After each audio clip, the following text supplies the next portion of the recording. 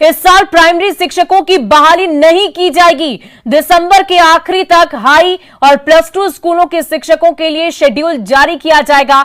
STET पास अभ्यर्थियों को पहले मौका मिलेगा। जल्द ही नई नियमावली के आधार पर यह बहाली की प्रक्रिया शुरू की जाएगी। कैबिनेट में इन तमाम बातों पर मुहर लगेगी। मार्च से प्राइमरी शिक्षकों की बहाली शुरू होने की उम्मीद जताई जा रही है। 1 लाख प्राइमरी में और 75,000 शिक्षकों की माध्यमिक स्कूलों में बहाली होनी है। सूत्रों के हवाले से यह बड़ी जानकारी आपको दे रहे हैं शिक्षा विभाग की तरफ से, जहां अब इस बात की जानकारी है कि प्राइमरी स्कूलों में जो बहाली की प्रक्रिया शुरू होनी थी वो अब मार्च महीने में होगी। तो इस पूरी खबर की अधिक जानकारी के लिए हमारे संवाददाता रजनीश हमारे साथ फोन लाइन पर जुड़ चुके हैं। रजनीश, क्या कुछ जानकारी है और इस प्रक्रिया को अब आगे क्यों बढ़ा दिया गया? देखिए, बिहार के जो शिक्षक अभ्यर्थी हैं उनके लिए बड़ी खबर है कि सीएम नीतीश कुमार की समीक्षा बैठक के बाद पूरा जो प्लान है शिक्षा विभाग का वो बदल चुका है। पहले से ये तैयारी थी कि बिहार के जो प्राइमरी शिक्षक हैं उनके लिए 1 लाख पदों पर बहाली होनी है और पहले प्राइमरी की बहाली होगी। लेकिन सीएम की समीक्षा बैठक के बाद ये माना गया है कि जो प्राइमरी वाले हैं अगर वो बहाल हो जाएंगे तो फिर से वो हाई स्कूल के लिए अप्लाई कर देंगे। ऐसे में सरकार के लिए बड़ी चुनौती होगी, तो सरकार ने प्लान ही बदल दिया है। ये खबर आ रही है कि अब हाई स्कूल की पहले बहाली होगी, प्लस टू की, यानी एसटीईटी वालों को पहले मौका मिलेगा। उसके बाद जो सीटेट हैं और बीटेट हैं उनको मौका दिया जाएगा। यानी कुल मिलाकर 6 महीने तक जो अभ्यर्थी हैं प्राइमरी वाले उनको और इंतजार करना पड़ सकता है, जबकि दिसंबर से जो एस्टेट अभ्यर्थी हैं हाई और प्लस टू वाले उनको मौका मिल सकता है। ये पूरी तैयारी शिक्षा विभाग ने कर ली है।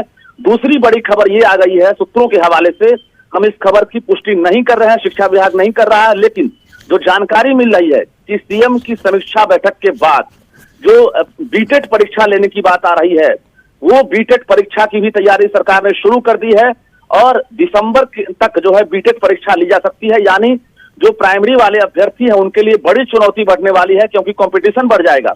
3 साल से लगातार सीटेट बीटेट पास जो है नौकरी मांग रहे हैं और अब फिर से बीटेट परीक्षा लेने की बात चल रही है।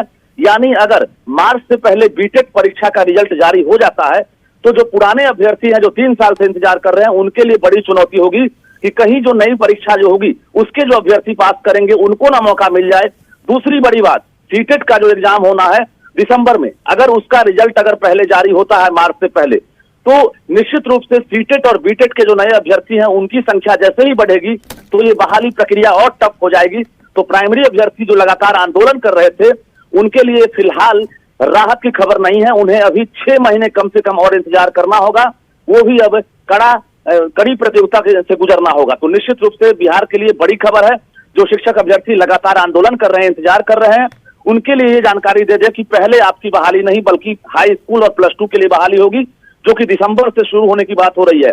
नई नियमावली जो बनने वाली है वो लगभग तैयार हो चुकी है, सिर्फ कैबिनेट में मुहर लगना है। यानी सितंबर के आखिरी तक कहा जा रहा है, कैबिनेट में मुहर लगने के बाद जो बहाली प्रक्रिया है उसका रोस्टर जारी कर दिया जाएगा। यानी हाई और प्लस टू वाले तैयार रहेंगे, उनके लिए बहाली की पहले प्रक्रिया शुरू होगी। जी बहुत बहुत शुक्रिया रजनीश हमारे साथ जुड़ने के लिए, तमाम जानकारी के लिए। तो ये बड़ी खबर सूत्रों के हवाले से, जहां अभ्यर्थियों की परेशानियां, कंपटीशन और ज्यादा बढ़ने वाला है, वो इसलिए क्योंकि अब पहले माध्यमिक स्कूलों में बहाली की प्रक्रिया होगी और उसके बाद प्राइमरी शिक्षकों की बहाली होगी।